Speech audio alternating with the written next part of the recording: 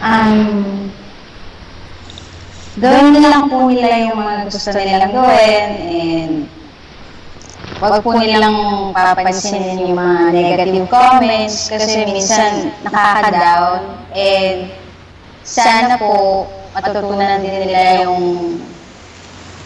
maging humble kapag kunyaring tumaas na yung level nila sa arts. Isang bagay yan. Talagang number 1 yun. Magiging Ako. Talagang lalaki ng ulo. Diba? Opo, magsali-sali sa mga groups, makilala yung ibang artist. Talagang malaking help po yun. Ako nga hindi ko makakalain na mapupunta pala ako dito. Opo. Tapos na tayo.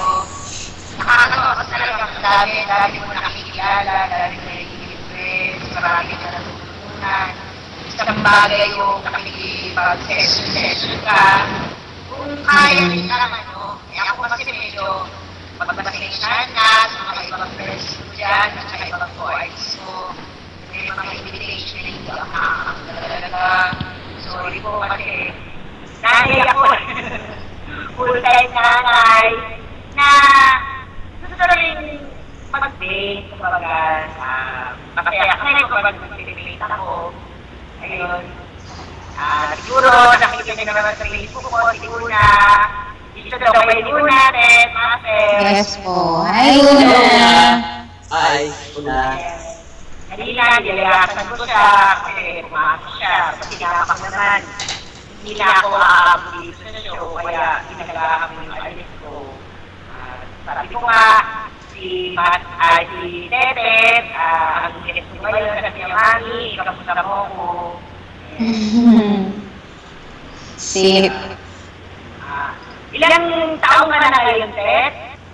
Sa birthday I'm mo? turning 19. Diyos. Yes, 19. Yeah! Naintindihan natin yan. Ako 28. 28 ka rin sa lang. Ako rin nag-stay na rin ang issue sa 28.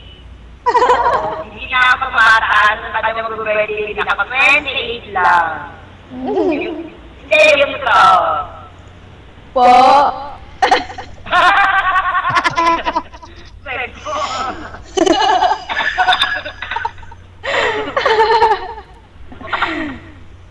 Kaya na. Hindi ka na. Yun. Ayan, ay, nako. Sana ka dyan. Kahit na pag kikita-kita sa forest, hindi ako nakakatagal. Kasi, kahit kayo nakakapag-iman pa, ako talagang hindi pwede kasi layo na ng Makati. Sabihan pa akong Bulacan. So, sana naiintindihan ng mga friends natin yan. Pwede ba tayong magpatugtog muna? Tapos balik tayo para